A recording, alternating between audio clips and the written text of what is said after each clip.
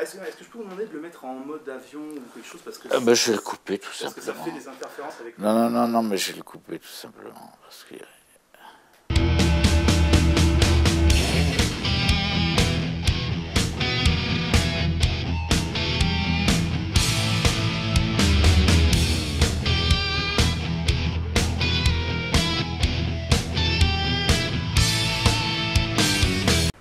Le tout, c'est de passer de l'autre côté.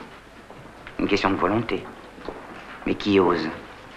Regardez par exemple, les gens bouffent, ils n'arrêtent pas de bouffer. Et moi en 15 jours, j'ai tout juste avalé un tube de lait concentré et à peine un paquet de biscottes. Pourtant, je suis en pleine forme.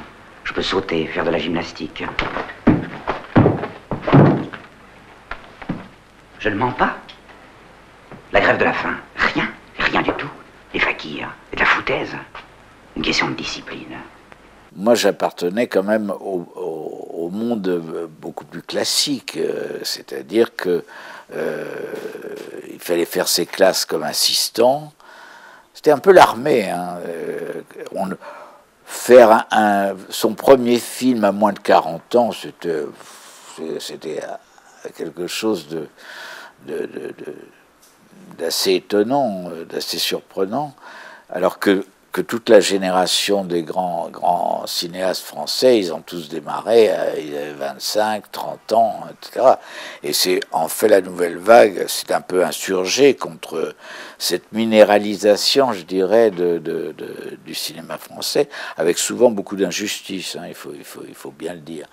Mais paradoxalement, mon premier film, mon premier long métrage, La vie à l'envers, a été fait en studio. C'était vraiment un film qui nécessitait le studio. Et malheureusement, après, j'ai plus tellement l'occasion de tourner en studio. C'était très... j'ai tourné des bribes de films en studio, mais c'est tout. Alors que je pense que idéalement le studio est adapté à la dramaturgie bon, on a fait le tour du réalisme, hein, à mon avis.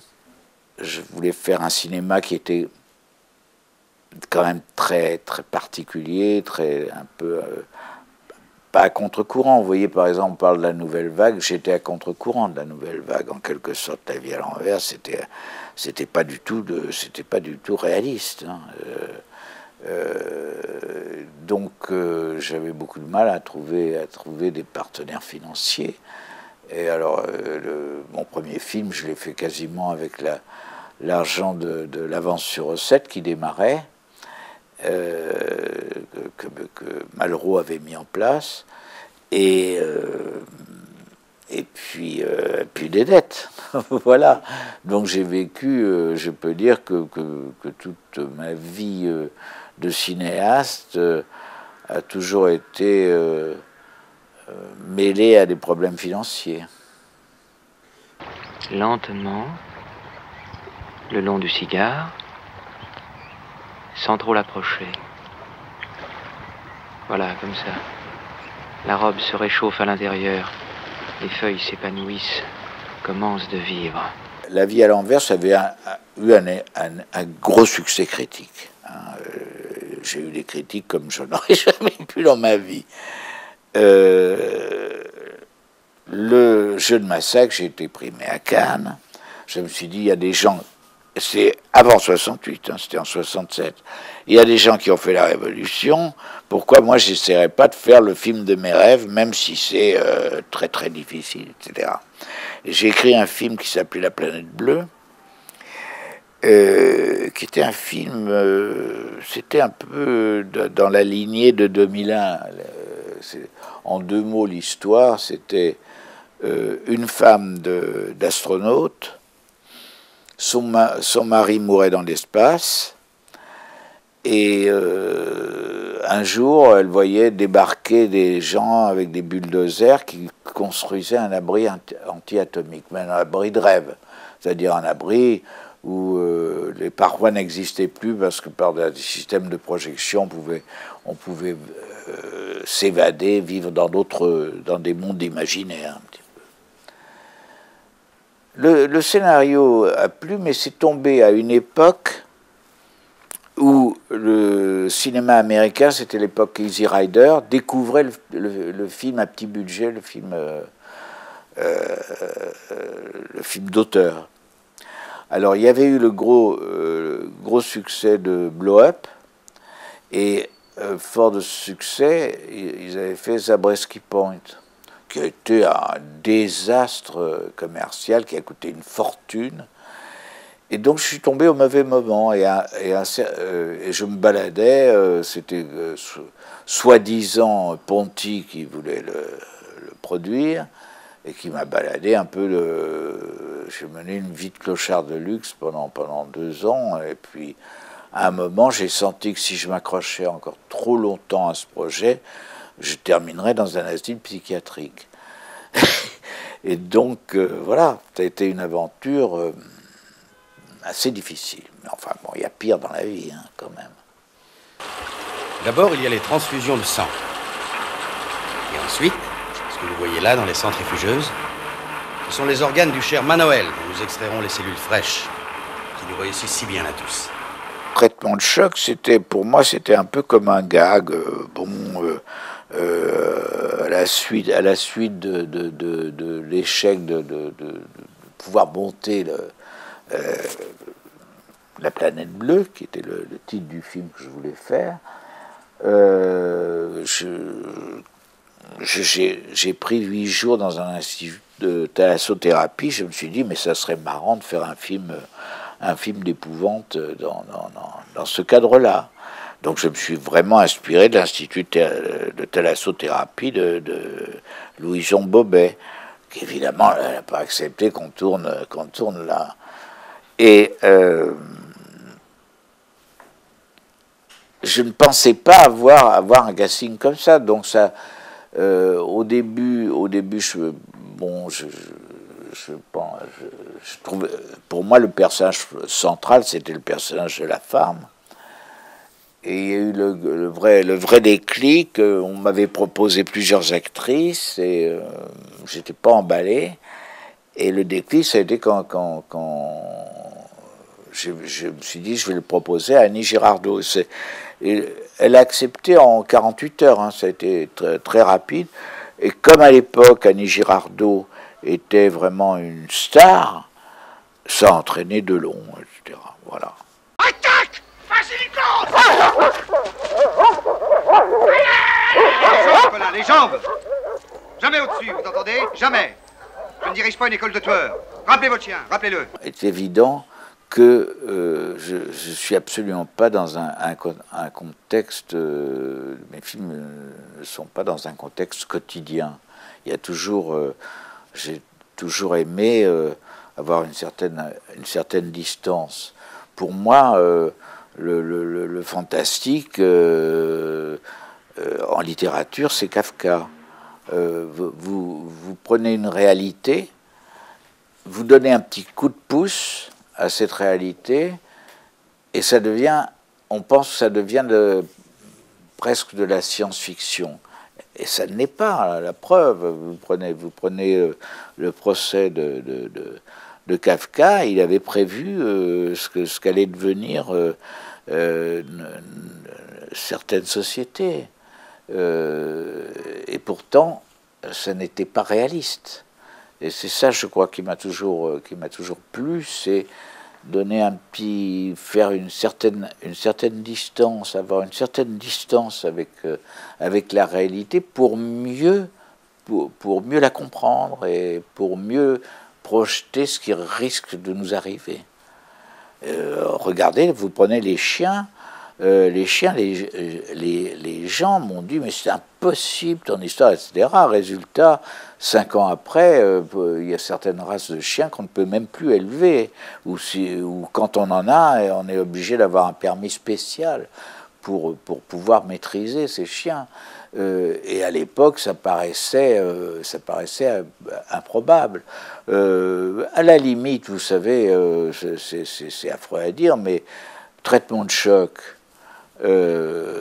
Vous feriez une clinique d'avortement pour des pour des dames qui n'ont pas envie d'avoir d'enfants, et on utiliserait les embryons pour faire des piqûres de cellules fraîches, ça marcherait très bien. Hein.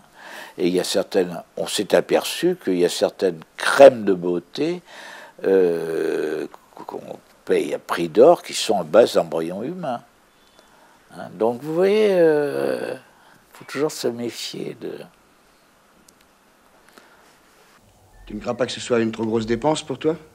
Non, mes pourcentages augmentent. Je n'aurai aucun mal à payer les traites. On dit toujours ça au début. J'en sais quelque chose. Et puis les traites, ça finit par s'additionner, par vous grignoter comme un cancer. Tu sais, je trouve que tout est beaucoup plus simple. Si je ne peux pas payer les échéances, ils me reprendront la voiture. Et alors, j'en aurais profité. L'idée de faire le film est venue d'un voyage aux États-Unis où j'essayais de faire un casting pour Armageddon. À l'époque, il était question aussi de le faire peut-être avec les Américains. Et j'étais à Los Angeles. On m'avait prêté, j'avais une amie qui m'avait prêté une maison somptueuse dans un des quartiers huppés de Los Angeles, qui est le Bel Air. C'est là où avait eu lieu le drame pour Polanski, oui, c'est une espèce de réserve de luxe, je dirais. Et donc, moi, j'étais tout seul dans cette villa.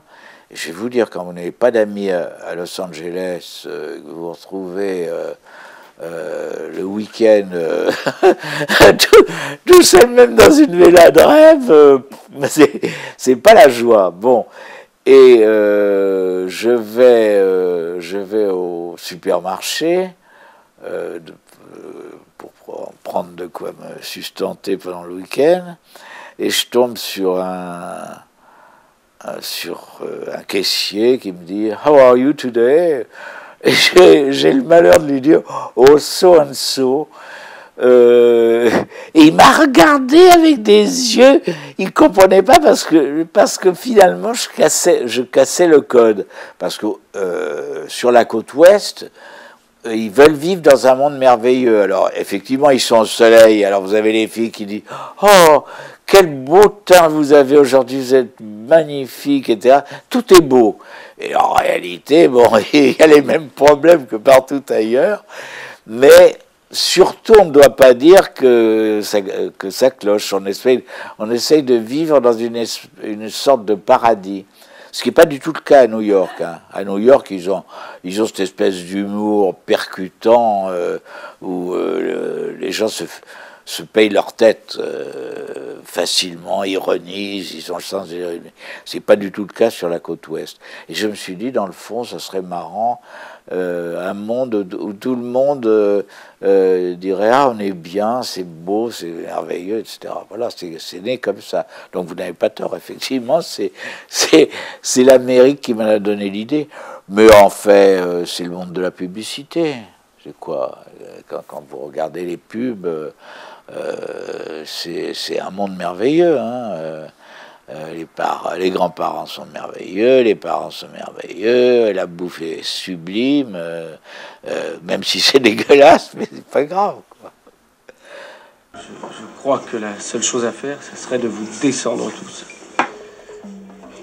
Mais voilà, je suis médecin, et où irions-nous si je devais supprimer tous les malades que je vois? Moyen-Orient, la guerre fait rage. Sécurité sociale, déficit. Vous en foutez. Risque de grève. Vous m'écoutez même pas. Le flashage. C'est mon problème. Hein? Regardez, notre émission passe. Vous êtes rudement photogénique. Je m'en fous. Ce que je peux m'en foutre maintenant.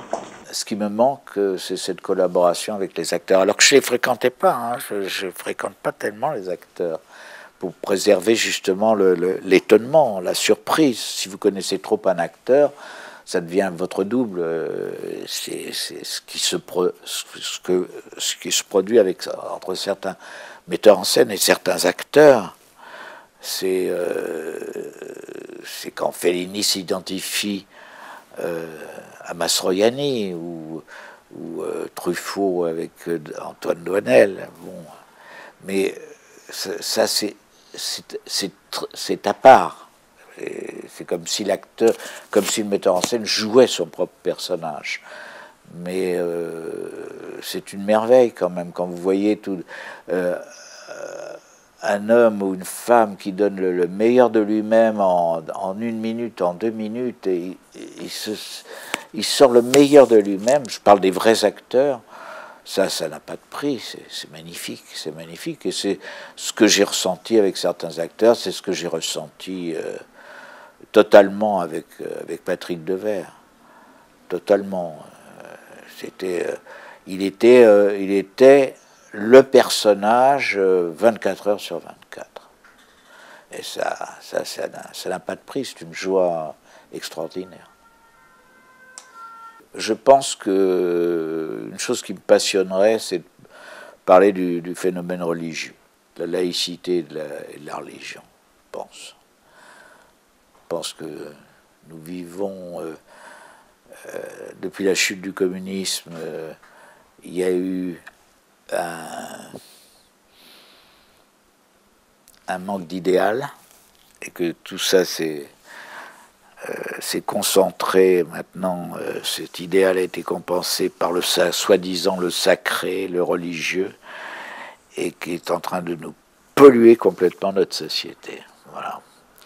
Et que ça m'intéresserait beaucoup, parce que je pense que c'est le vrai problème de la société à venir. Hein, comme disait Pascal, misère de l'homme sans Dieu. Mais je trouve que c'est plutôt, pour moi, la gloire de l'homme, c'est la gloire de vivre en tant qu'homme, et sans avoir la béquille de Dieu. Voilà. Et bien voilà. Merci. Non, mais c'est très bien. Écoutez, en tout cas, vous me tenez au courant. Bien entendu. Hein, y a pas de...